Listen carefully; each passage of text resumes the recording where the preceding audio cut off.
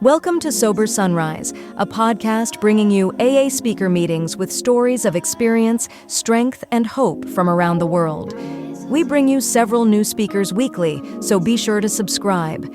Whether you join us in the morning or at night, there's nothing better than a sober sunrise. We hope that you enjoy today's speaker.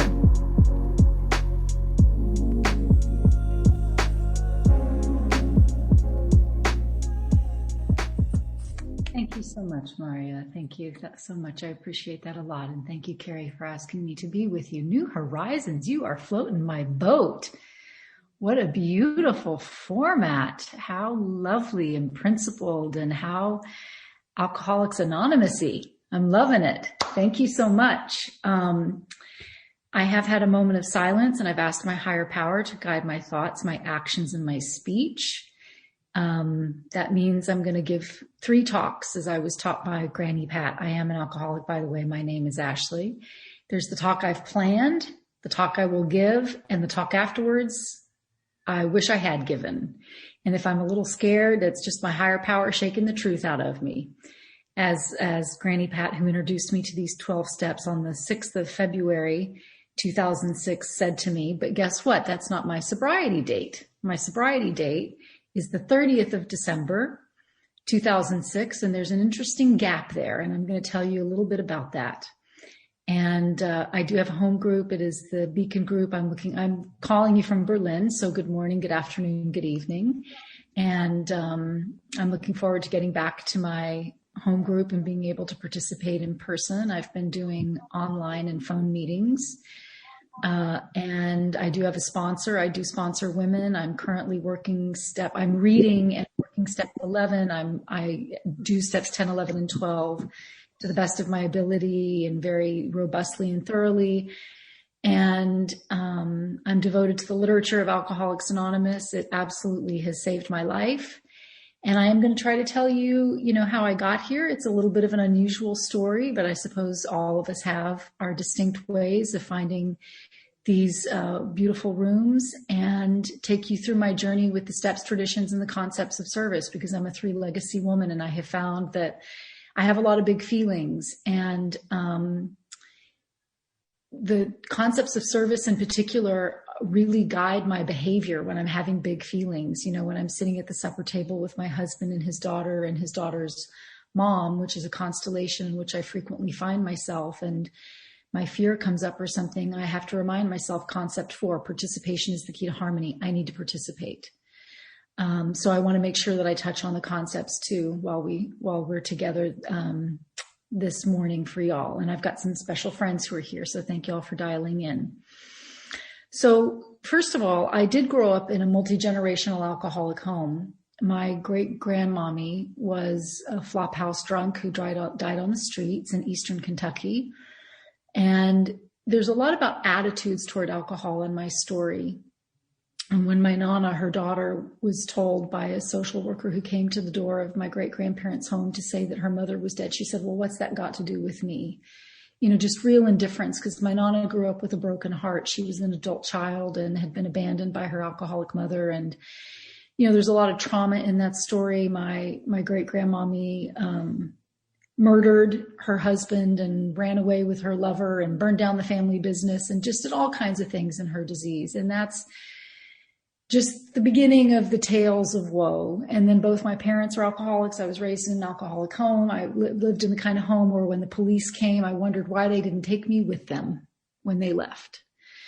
And I did live alone for 2 years as a child because, one of my parents was off pursuing her addiction to her career and her dreams. And then when I moved myself to live with the other parent, he left $50 in an envelope at the state to go practice his alcoholism and his other ick. And I want to make sure that I tell you this little story about Alcoholics Anonymous, and then I'll speed it up and tell you about how I got here. But in that second year that I was living alone in an apartment, we didn't have a washer and dryer. And I was attending a private school. And I, of course, was proud. I wanted to be clean, and I'd run out of fresh clothes to wear. And I was trying to figure out where in the world I was going to wash my clothes. And I saw that there was this patio attached to my patio at the apartment, and there was this woman in a bikini and a sun hat and smoking a cigarette. And I thought, well, she looks cute. I'm going to figure out which door corresponds with her apartment and knock on it. And by golly, that's what I did. And I knocked on her door and I said, "Hi, I'm Ashley. Can I do my laundry?" What an introduction, right? So ashamed, but also really out of choices. And this woman at the time, Maureen S., had 5 years of continuous sobriety in the program and fellowship of Alcoholics Anonymous. And she had just been working with her sponsor on how to really learn to love for fun and for free. And her sponsor had said, "Maureen, just find someone to whom you can give it away." And Maureen says that the day that I knocked on her door, I was her gift from God. And she fed me, she watered me, she listened to me talk when I came home from school. She taught me how to roast a chicken. I thought she was rich because she had cable TV. She was an independent career woman. She's the type of member of AA that's talked about in our 12th step, where she was single and totally fulfilled by this program. She read books, she traveled alone, and she also looked at me at one point and she said, "Ashley, I think there's a problem with alcoholism in your family." And she gave me our book to read. And I said to her, "Well, why don't you do something about it?" And she said, "Well, I can carry the message, but I can't carry the person." And I didn't get here until 2006, as I said, but that's an interesting and beautiful introduction to me to the concept of recovery. And Maureen S. became my first sponsor when I came into these rooms. So I always like to acknowledge her in that beautiful way that she saved my life and basically saved me from dying of loneliness that year and abject neglect and abandonment. So, my sister went to treatment for an eating disorder in 2006, and I was invited to her family program. And when I got there, they gave me all these questionnaires to fill out, including one on alcoholism. And there were 20 or so questions, and I changed my answers so that I answered yes to fewer than 5. And I didn't think that was problematic because I was answering all the softball questions. Do I have a cocktail before I go out? I wasn't answering the hardcore questions. Nobody had confronted me about my drinking. I didn't have consequences, all that kind of stuff. But I definitely changed my answers because I didn't want to be an alcoholic and I did not want to give up the drink. And at that treatment center, they ended up doing an intervention on me because of my adult child of alcoholic issues. And I stayed there for over 6 weeks and did a lot of trauma work. I'm a survivor of childhood sexual abuse and rape, all the abandonment, neglect, and other stuff I've talked about. And they had said to me, don't walk, run like hell to the Al-Anon family groups. So when I got out of treatment, I went straight to my first Al-Anon meeting. And the first thing I did at that Al-Anon meeting, because the topic corresponded with a recovery book that I was reading that day, was I pulled out this recovery book, which was not published by Al-Anon. And I said, "Oh, what a coincidence. That's the topic of the daily reading in my book." And because it was a healthy, structured Al-Anon meeting that followed the traditions, the chairperson said, "Oh, we only share Al-Anon published literature in this meeting." Well, I got me a resentment against the Al-Anon family groups because didn't they know I had just been to the best treatment center in North America? And by the way, I'm that person who speaks up today in a meeting, or reread the preamble, or I'll read something from the traditions or speak to the chairperson or speak to the newcomer afterwards or whatever. But anyway, I got a resentment against Al-Anon and I wouldn't go back, but I was already a woman in recovery and I knew that my life depended on my recovery. So I could go to open meetings of Alcoholics Anonymous. And I went straight to the Nooner in Franklin, Tennessee. And Steve L., who's a speaker, many of y'all know, that was his home group at the time. He wasn't his home group. His home group was the backroom group, but he came to the Nooner Monday through Friday. So I was getting some good AA. But I did some things now that I know not to do because I couldn't qualify as an alcoholic because I had changed my answers to that on that questionnaire. But I listened in those AA meetings and they read from the big book and I read the big book. And I started to identify with the literature of Alcoholics Anonymous. It is the great obsession of every abnormal drinker that one day I will be able to control and enjoy my drinking. With that first drink, I get a sense of ease and comfort. My problems pile up upon me and they seem astonishingly difficult. And at night, because I had such extraordinary loneliness, I would read the stories in the back of the book to console myself so I could fall asleep, because I was eaten alive with loneliness when I got here, because that was the chief characteristic of my childhood, just that loneliness. And I read that story, My Bottle, My Resentments, and Me. And this guy and I had nothing in common. I mean, he said that his beard went down to his belt if he'd had a belt. But he said it wasn't what happened. It wasn't how much he drank, but it's what happened when he drank. And I thought, I am so screwed. Because I don't drink that much, but my God, it's what happens when I drink. And then I read that story in the book. I can't think of the name of it. It's towards the back. Beth wrote it. And she said, that AA taught her how to handle sobriety. And I said, so it's not so much about the drinking, but it's about getting to emotional sobriety. And I really want that.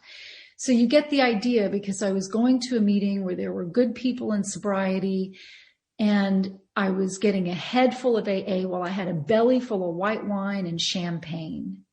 And I was really obsessed with that first drink. And I want to make it really clear that even though I came from a family of alcoholics, what makes me an alcoholic is that I had that obsession with the first drink. And then when I took it, I lost all power of control over how much more I would drink. And I want to give you a couple of examples about that. I was on a trip in Central America, and I decided that, by God, I was going to drink at the end of that day. And we went into this restaurant at the hotel and ordered a bottle of wine. And it was taking a very long time for the wine to come. And I was so desperate for that first drink and so anxious. I went to the maitre d', to the bar, everywhere I could go, trying to shake them down for a cocktail while I waited for that dang blasted bottle of wine to be delivered to the table, because I just couldn't wait. I mean, that was my level of being driven for it. Now, when I hit my bottom, I swore to myself I was only going to have one, and I had 3. And I know that for some people that doesn't sound like a lot of alcohol, but the level of emotional angst that I was in, I woke up the next day, and just like Bill pounding his fist on the bar, how did I get here again? I was eaten up with that incomprehensible and pitiful demoralization. I thought I was just going to drink the correct wine with the cheese, but I was emotionally at my bottom. And I called my sponsor, Maureen. She didn't pick up, which was very unusual. And I called my friend, my recovery buddy, Nikki. And Nikki said, Ashley, that's exactly how I felt when I went to treatment for alcoholism. Now, Nikki ran a human trafficking ring and prostituted herself. So this is about identifying with the feelings and not so much the particulars of the circumstances. And I went straight to a meeting of Alcoholics Anonymous, picked up a Desire chip, and I'm happy to say that I have continuous sobriety and I've not found it necessary to relapse. And when I was asked to do my first step, I was asked to write out not only the history of my drinking, but my attitude toward alcohol, because my attitudes were so powerfully distorted, and I looked at why I was so sparkly with it, with the jewelry or a pretty dress. And it's because my dad and my great grandmommy's alcoholism was so violent, that I didn't go that way, but I easily could have. My dad once, when in front of me, got so drunk with a friend, and they were fist fighting and pulling the cabinets off the kitchen wall. And, I tried to break it up and tried to call the police, and my dad's friend called me a CUNT. And then they locked me out of the house. I didn't want to be an alcoholic like that. So I just dressed mine up. But I easily could have been in the gutter with other members of my family. So looking at my attitudes toward the institution of drinking was really an important part of my first step. And then, I had to look at how I drank alone, because I was such an isolated person. And I'm going to move on to when I took step 2, because one of the stories that I told my sponsor when I read my step 1 to her about my powerlessness and my unmanageability, and my emotional unmanageability was epic. I mean, I had suicidal ideation. I had a self-harm addiction. In our famous story in the book about acceptance is the answer, the page before he talks about acceptance is the answer and, the proportion of expectations and all of that. The page that I identify with is when he says, if I could just control the circumstances outside of me, I might be able to calibrate what's going on inside of me. That's the sentence that floors me, because that's how I lived my life. I just needed a thermostat out there to regulate how I felt in here. And I went to great lengths to try to do that. So I told my sponsor that one night I'd been drinking and I went back to my hotel room alone, and I thought, well, I'm going to make myself vomit so I won't have as bad of a hangover. But I was having a enlightened spiritual experience while I was drunk, and I was having all of these insights that I just thought were so profound and needed to share with somebody, but nobody was around. So I called myself and I left myself a voicemail. And the next day when I listened to my voicemail, I was like, what? I mean, it was just incomprehensible gibberish. And my sponsor said, Ashley, you know, that is not sane behavior. Boom. We were at step 2. Boom. Right at step 2. So then I got to think about a higher power concept. And Alcoholics Anonymous gives me the dignity and the pleasure and the respect and the autonomy of having a higher power concept that is so personal and suitable to me. And then I get to fire that higher power and get a new one anytime I need one, a bigger one, a smaller one, a more intimate one. And when I read We Agnostics, you know, the passage that is so moving to me is that the realm of the spirit is roomy and broad. It is all inclusive. It is open to all who seek. And you know, when Bill and Ebby are sitting together at Bill's kitchen table, and Bill says that he saw that Ebby's roots, that his very being had sought new soil, you know, that's a really profound and vivid expression of a new way of being. And so that's what I'm looking for in my step 2, is a higher power concept that can take me there, that's going to get me all the way to that spiritual awakening in step 12. And so something that I did for my step 2 was I made a collage of my higher power concept. I mean, that's not in our literature anywhere. It was just something I intuitively came to. And it's round like the moon, and it's because I'm a backpacker and a nature person, and I was always in the woods in Appalachia from the time I was really little, and it has moss and dirt and sticks on it because, you know, I didn't grow up with safe people, a mother or a father. And so I really have to find a higher power concept that I can relate to and with which I feel safe. And I find that in the cathedral of the mountains and the woods. And then I have a lot of sacred places, and I do have a wisdom tradition from which I come, you know, because my grandparents really saved my life. I did have a stable summer home, and their faith tradition is important to me.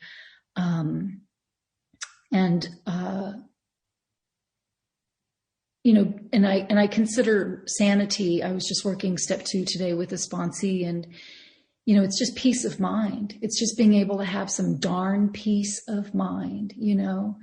And my insanity was I did the same thing over and over again, just harder, you know, just like the shoulder against the door, just like get it harder. And, so that's a little bit about my step 2. And I do write letters to my higher power, and I often write them with my non-dominant hand. And when I finished my step 2 with my sponsor, we got on our knees. You know, it was such an intimate and gentle and tender act to get on my knees and hold hands with another woman in Alcoholics Anonymous. And there's a lot to be said about step 3. There are amazing speakers who have unpacked it in great detail. And of course, the book is really vivid about it. But for me, the essence of the experience was that tenderness, you know. By this time, my Many was as I call her, because she's a grandmother figure to me, she was my sponsor by now. And, you know, her sweet wrinkly hand with her arthritic knuckles, and the way she kind of had to slowly make her way down to her knees. And it was tender is just the word, you know, a really deep experience. And I've also taken step 3, you know, naked, wet, distraught, flat out on a bathroom floor in a strange hotel in an anonymous American city when I was just completely shattered by an emotional event in my life. So I've taken step 3 in a lot of different ways. And that step 3 that I'm referring to my former husband and I, we chose not to have children. And that was a very clear mutual decision. It wasn't something that I always knew was my path, was to love the children who were already here and who were suffering and who needed an advocate. And he just didn't ever want children himself. And so, but then after we had a very beautiful divorce by the grace and the power of this program and the principles of it, he had an unintended pregnancy with somebody, and he has a child. And he asked me to be the godmother. And of course, in Alcoholics Anonymous, the first thing I said is, absolutely, I would be delighted. And then I went straight to a meeting and cussed the paint off a wall. And then I had a come apart, and I was on the phone. I had on speakerphone my spiritual giant in this program, Toby G, and my wisdom teacher and some other people. And I was just having a really hard time reconciling these things. And Toby was saying to me, in these moments, Ashley, there's no passage in the book. There's no meeting, it's just down to your higher power in you. And what is your decision to be, and so that's another way that I've taken step 3. And my first step 4, I want to tell you about 2 step 4s that I've taken. The first one, I put a lot of that pain from my childhood on there because my parents had to tell me a lot of lies in order for them to justify their disease. And I put those lies about myself on my moral inventory because I really internalized that narrative. And I thought this was beautiful. My sponsor couldn't hear my step 5 because she was out of town. And she said, go to a woman in Alcoholics Anonymous you trust and ask her to hear it. She wasn't proprietary about it, like, oh, I'm the only person who's qualified to hear it, So I went to Roxy. She was very cool and older and had shaved kind of gray hair. And she came over and she started listening to my step 5, and she would say, Ashley, you were a blameless, vulnerable child. Take that off your list. Oh, Ashley, you were a blameless, vulnerable child. Take that off your list. So she helped me distinguish what was the disease of alcoholism preying upon me as a needy, dependent kid, and the things for which I was responsible as an adult when I attained my majority and was responsible for my own disease because I had the education about my disease and I became responsible for treating it, which is concept 1. I'm responsible for my own life. And tradition 7, I'm responsible for being emotionally self-supporting. So, we'll get to that later. And then so that was a very powerful and very cleansing, the guilt and the shame that was lifted off of me by hearing that and separating out, what my parents put on me and what I can do something about, what I can actually do something about effectively was an enormous transformational shift. And then my other favorite step 5 that I've taken, this person had me look up the definitions of all the words, and admit means to grant access, admitted to grant access. And they had me go outside, and we sat, I live in the country, and we sat outside in the sunlight, and they talked about me admitting my higher power into the sunlight of the spirit into my heart. And I would read something off my list, and then they would have me make this gesture of opening the door of my heart and granting my higher power access, admitting my higher power into those nooks and crannies. It uses that expression in the book. And so, and then they would have me sit in silence and meditation. So bringing in a little bit of step 11 there. And then they would say, it's gone. It's not yours anymore. You've given it to your higher power. And then, when I took step 6, I was very ready. The rage was something that I really wanted lifted from me. I was told I was such a rager when I came in, that the rage in me actually preceded me into a room. I vibrated with rage. And some of it I came by very, justifiably. But it really, yeah, I was a rager. I punched a hole in the wall in my kitchen and put a calendar over it when I got into recovery because I wanted to remember how far I'd come. I've torn up a hotel room in my life. And, I was the kind of rager. One time a telemarketer called me and I went off so bad, she hung up on me. And usually that goes the other direction. So I was pretty ready for step 6. And in step 7, as my sponsor recently pointed out to me, it says someplace where I can be quiet. It doesn't have to be quiet around me. It's just someplace where I can be quiet in my spirit. But I went to my guest room, and that's really where I was very touched by that. I mean, that's really when I started to feel the nearness of my Creator. And I think we all have our distinct journey through these steps and feel the power of our God at different times in different ways. But that was a weeper for me. I really wept through that step 7. And then I started to take step 8. And the way I was taught to do it was I made, obviously I had my step 4, but I made 3 columns. So I did my list of people to whom I was willing to make amends. If they walked in the door right now, I would feel confident, serene, a little nervous, but ready. Like, yes, I understand the nature of my wrong, and I'm ready to take ownership of it and make my direct face-to-face amends. Let's do this. And then the second column was, I'll get there. I need a little time. I need to reread the chapters in the book. I need to pray about it. It's not totally clean yet, but with time, I'm going to get there, and the willingness will come. Made a list of all persons we had harmed and became willing. And then the third,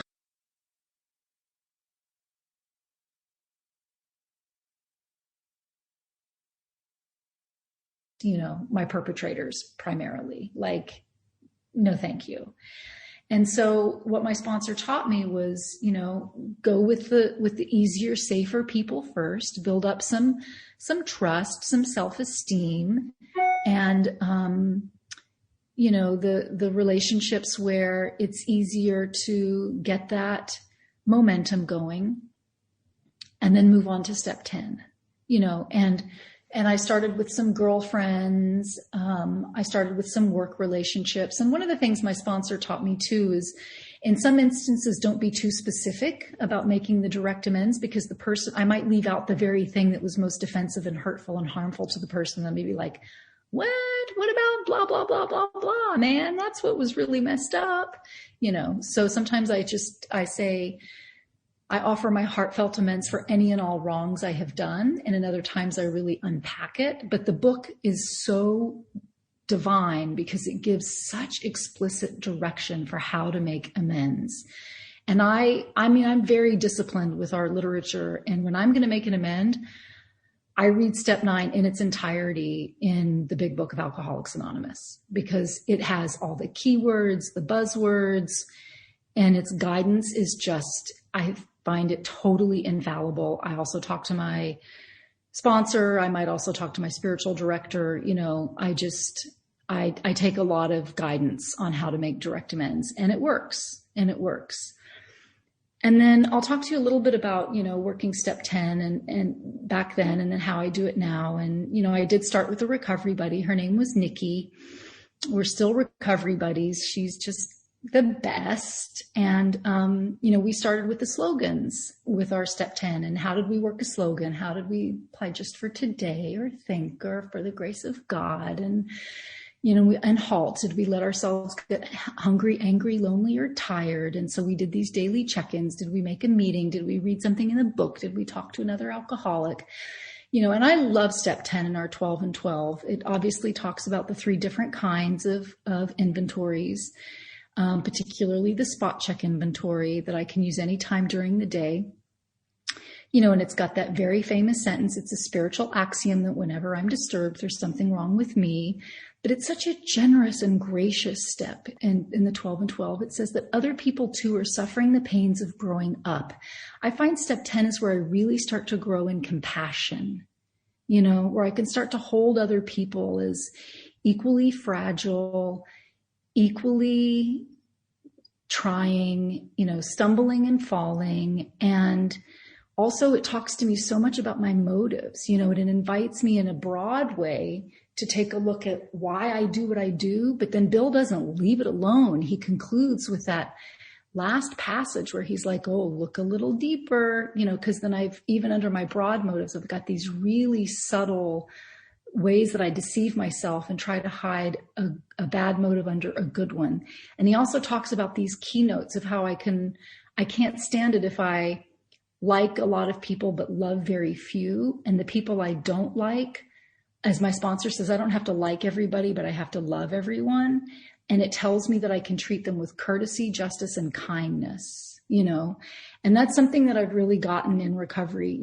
I've learned how to stand for something without standing against my fellows. And that really started for me in step 10. And I just did step 10 with my sponsor, and she asked me to choose the word watch, and just to work with the word watch, and just to watch myself, to develop that sort of external consciousness and just observe myself with detachment. And how I take step 10 at night, obviously the instructions are very explicit, but in particularly the big book, but the way I do it before I start going through the language, where am I selfish, self-centered, afraid? Where did I pack things into the stream of life?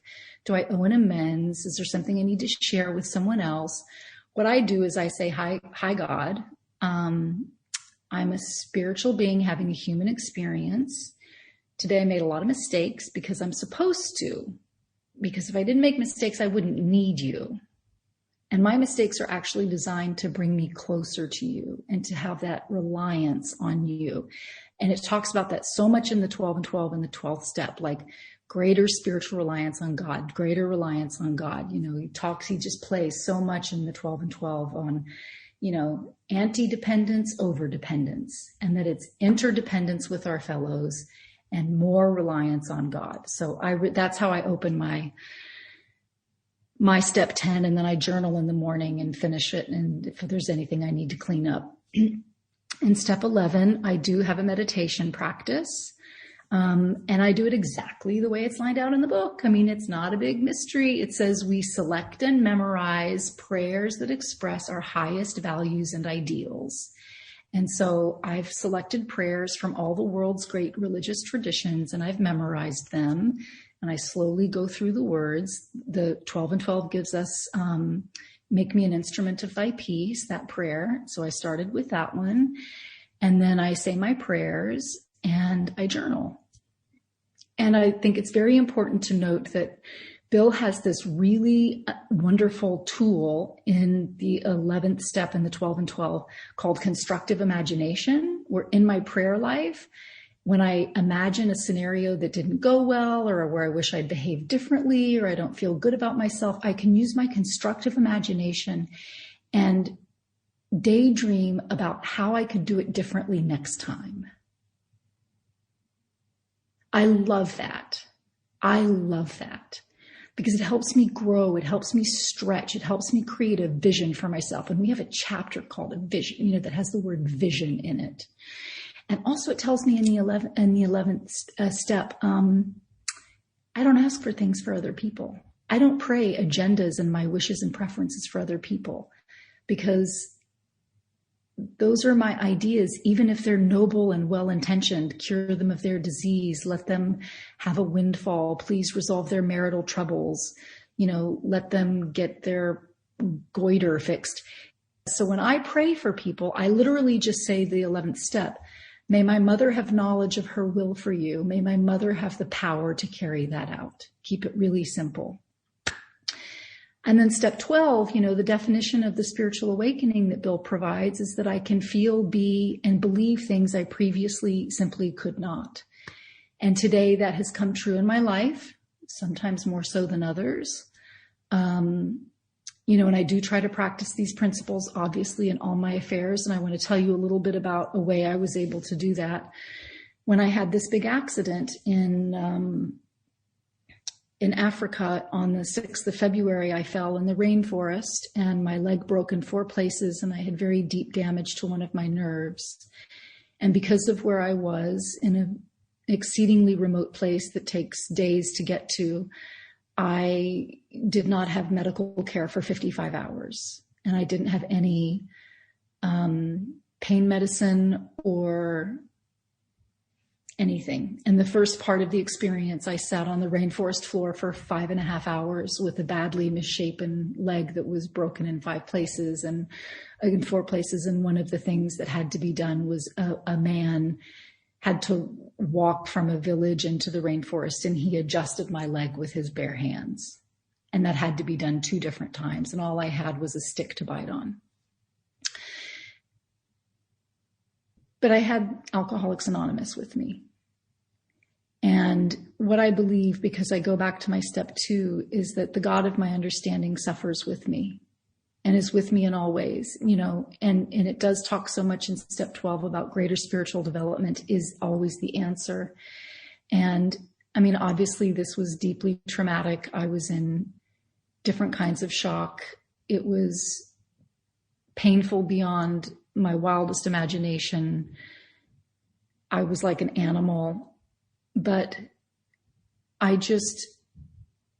could have no expectations. I could have no expectations of getting help. I could have no expectations that the pain would stop. I could have no expectations of when the situation might be resolved. The journey also included a 6-hour motorbike ride where I had to hold the bones of my leg together with my bare hands. 2 people, this is a small motorbike on a pocked dirt road, and 2 people had to ride with me to keep from falling off if I passed out. And I just knew, and I was offered alcohol as a painkiller, and I declined it. And it doesn't make me good, right, and perfect. It does make me value my sobriety, because I also knew I would not come back to you, my brothers and sisters in Alcoholics Anonymous, and say I drank over it, because I wasn't going to drink over it, because my sobriety matters to me. And I don't really know how to explain it. I just knew that my recovery and that this program was with me during that experience. And the day before I fell, I had just read a book on the spirituality of the 12 steps. It's an outside book, so I won't give you the title, but it's about the spirituality of the 12 steps. And the 13th chapter is about how my higher power is just with me all the time in all of my suffering and all of my joy. And that's just what I knew. And when I would try to pray, I didn't have the energy to pray. When I would try to say something from my faith tradition, I didn't have the words, but I just had some kind of supernatural strength. And I relate it to the 12th step of AA. And there was this one moment when my partner came with the sat phone, and it didn't work because we were under the canopy of the rainforest, and he had to leave. And the person who was sitting with me said, "Oh, he'll be back in an hour." And then an hour went by, and she was like, "He'll be here in 15 minutes. He'll be here." And I said, "We can have no expectations." And that's AA at work in my life in that circumstance. And there's more to that, but I'm going to move on. So that's a little bit of, that's about the steps in my life. And I just want to, briefly touch on the traditions and the concepts. So tradition 1 talks about our common welfare and our unity. And what I get out of this tradition is that, the group matters and I matter too. And I didn't learn that growing up with the family disease of alcoholism. If there was a fight in my family, it was like the family itself divorced. And in fact, at one point, my dad said, "I divorce you." And so it was really a binary, and it was an either or. And what tradition 1 teaches me is both and. It teaches me how to hold complexity and how to hold paradox and to have unified thinking. And that doesn't mean that we're uniform, but that we have unity, because the group is important. And the 12 and 12 also states that the individual matters, and the individual's liberty is also of paramount importance. And so it started to heal these fissures in my thinking, and this is very important to me in my relationship, because my partner and I, when we're not in America, we're in either Switzerland, where he's from, or we're in Germany with his daughter, and we have this constellation with his daughter's mother. And so I'm the minority voice a lot of the time, and I have to think about common welfare and unity and both and a lot. And so learning how not to get stuck in these binaries, I always go back to tradition 1. And then with tradition 2, it's an informed group conscience. The word informed is not in the tradition, but it's in our service manual. And this is important because it means everyone needs to have access to the same information in order for it to be fair. Sometimes in our business meetings, we don't want to take the time for that, but for it really to be egalitarian, because our 12 points to preserve our future, as Bill called the traditions, are really about egalitarianism, just like it was read in This Is AA at the beginning, that race, creed, gender, we're equals here. And then that relates to my participation in concept 4. In order for me to have harmony, I need to participate. But you know what it takes for me to participate? Some self-respect. I have to respect myself in order to speak up and build that self-esteem. And I build that self-esteem when I have my God concept, when I have my step 3, when I have my prayer and meditation, when I work with other alcoholics, when I'm loved to pieces by my sponsor. And then, I did introduce myself, and I'm just going to touch on this briefly, as an alcoholic, and then I said my name. Well, this pertains to tradition 3. When you hear that I'm an alcoholic, that's all you need to know about me. That's the great equalizer that levels the playing field. And we read tradition 8, which also applies to our professions, because we come in here as professionally anonymous. And tradition 10, we don't have outside issues, and my last name and my name can be an outside issue and a distraction. And we place principles above personalities. The original text said above, not before. And I've had a lot of challenges with that in the rooms of AA. I was treated differently when I got here. The women did not welcome me. They didn't take out a big book and write down their numbers and pass it around. People presented professional material to me in the rooms of AA. And so I learned to say, I'm an alcoholic, back off. Just treat me like someone who's a drink away from a drunk. And that's important to me. And then I want to, it's about time to close, and there's so much more to say about our beautiful concepts. And I'll just say, if you ever have the opportunity to read the general warranties of the conference, which is concept 12, it talks about having a prudent, ample reserve, which is my energy and my love. And when I go hiking and I want to do 14 miles and I get to 7, I need to make sure I've got an ample reserve to get back the next 7 miles, right? And that nothing should ever be punitive. And so that teaches me how to have a gentle spirit, which I also cultivate in my daily step 10. And things should be democratic in thought and action. How do I practice these egalitarian principles of our traditions in my relationships? How am I fair? How do I share the work? How do I rotate service in AA? How do I share the cooking? How do I share the cleaning? How do I share the emotional labor in my relationship?